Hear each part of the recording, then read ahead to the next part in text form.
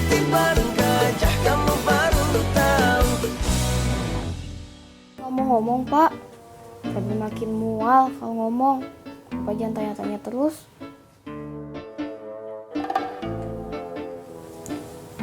Ya udah, Bapak tunggu di luarnya. Kalau butuh apa-apa panggil saja.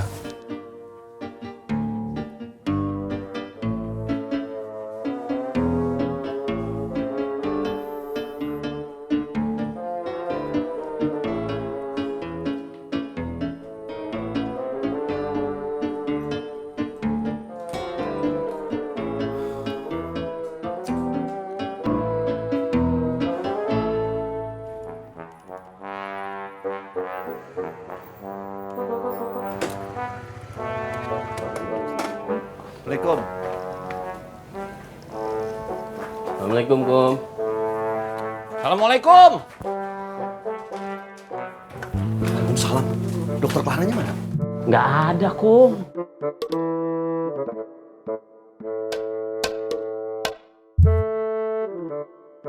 Tulisan di pintunya mah, dokter Claranya udah ada. Tapi nggak tahu dokter Claranya kemana.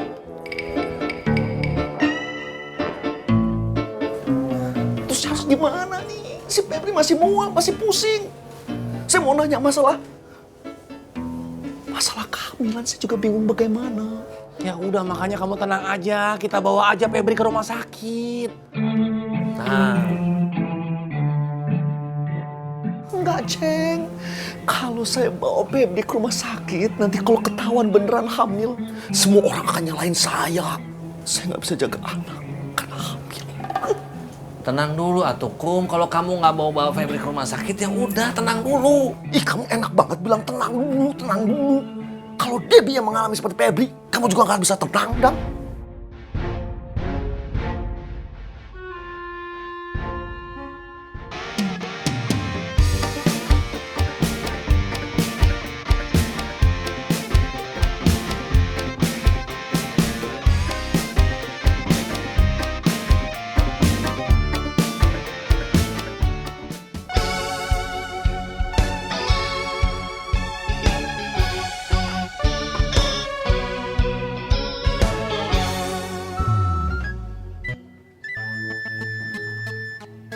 Neng, Siap, Pak Ustadz RW? saya mau sholat maghrib di musola. Kalau ada apa-apa, tunggu sampai saya selesai sholat maghrib. Siap, Pak Ustadz RW? Kamu juga jangan lupa sholat. Siap, Pak Ustadz RW?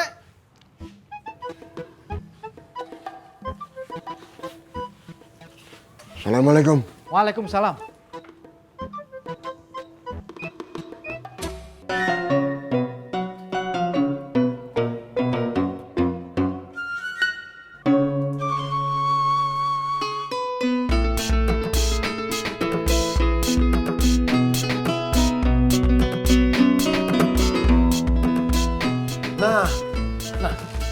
Dokter Clara. Waalaikumsalam, Bu Dokter. Alhamdulillah, Bu Dokter Clara datang. Tadi saya ke sana, Bu Dokternya nggak ada. Iya Pak Idoy, tadi saya ke Bogor ada sedikit urusan. Oh. Ayo, Bu Dokter, silakan. Febrinya di mana Pak Akum? Ada di dalam. Muntah-muntah terus, Bu Dokter, saya bingung. Silakan, Bu.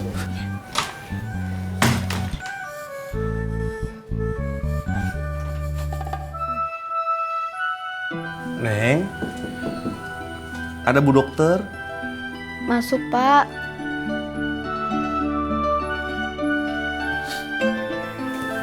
Assalamualaikum. Waalaikumsalam. Febri, nggak apa-apa baringan aja kalau misalnya masih pusing.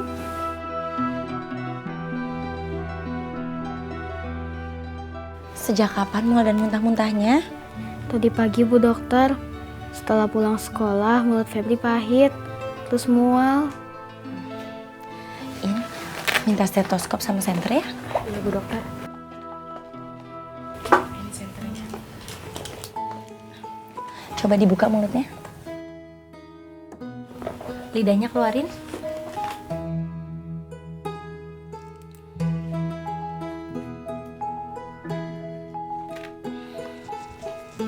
Sebentar ya.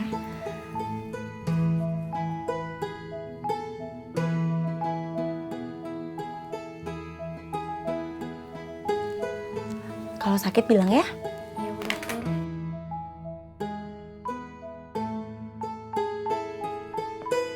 Sakit Bu Dokter. Febri suka telat makan. Tadi pagi tidak makan.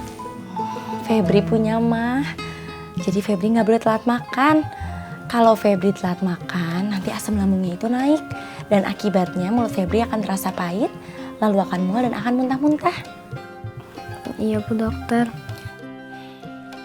Febri sekarang harus makan ya. Iya. Sekarang Bu Dokter kasih resep obat, nanti obatnya diminum sebelum Febri makan. Iya Bu Dokter.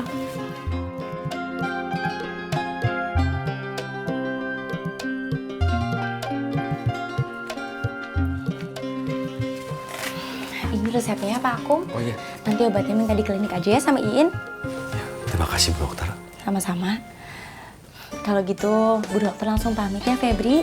Iya Bu Dokter. Febri jangan telat makan lagi biar mahnya nggak kambuh lagi. Iya. Assalamualaikum. Waalaikumsalam. Silakan.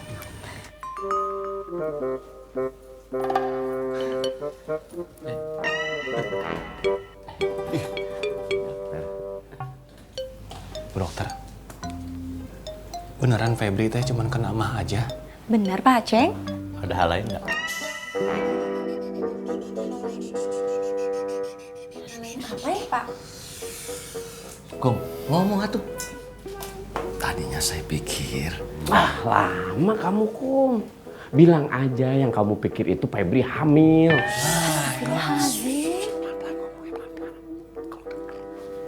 Enggak Pak Akum. Ya Allah, kasihan sekali Febri kalau sampai dia dengar ada yang bicara seperti itu. saya panik Bu Dokter. Saya pikir hamil karena gejalanya sama.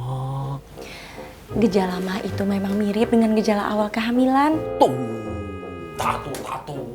Tapi kita sebagai orang tua, harusnya kita itu berpikir positif terhadap anak. Kalau misalnya Pak Akum memang ragu, harusnya Pak Akum langsung bawa Febri ke rumah sakit atau dokter terdekat. Makanya jangan asal curiga. Ya, Tahu nih Sarkum, dia tuh udah bikin saya panik Bu dokter. Ceng, Hah? bukan cuma Akum yang jadi panik. Saya juga ikut panik atuh, Ceng. Iya boleh. Ya udah, nanti itu obatnya langsung diambil di klinik aja ya Pak Akum. iya Bu Dokter. Kalau gitu saya langsung pamit ya. Mari bapak-bapak semuanya. Waalaikumsalam. Atur nuhun Bu dokter. Makasih, Win. dokter.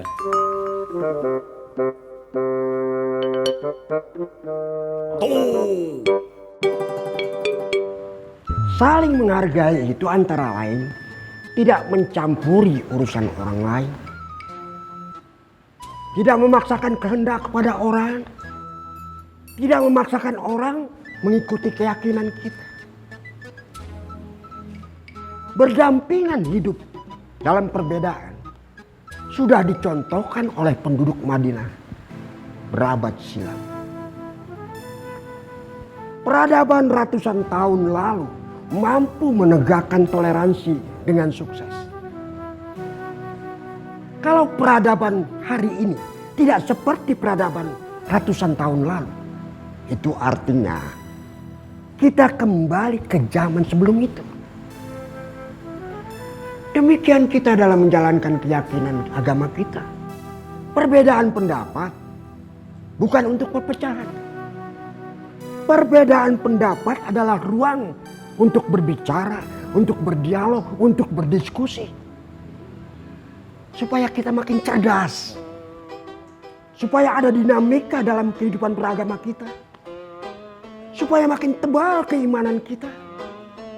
Supaya ukhuwah bisa berjalan dengan semestinya. Bagaimana kalau terjadi perbedaan pendapat? Apa pemersatunya?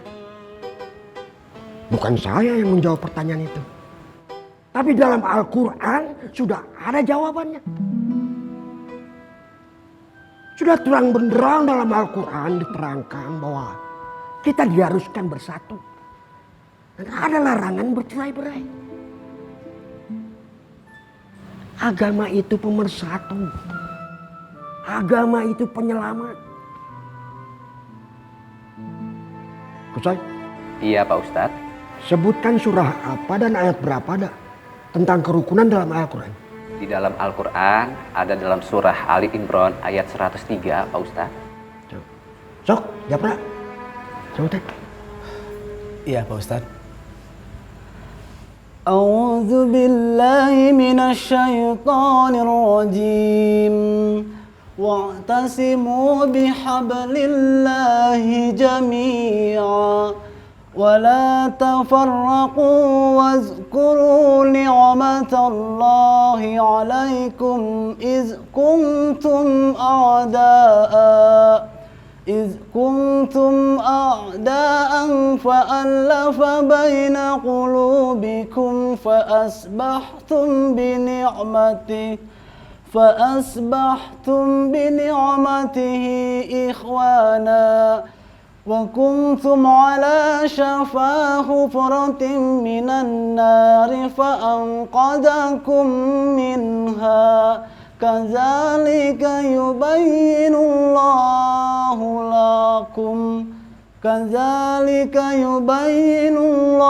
لكم آياته لعلكم tahtadun. Sadaqallahul azim.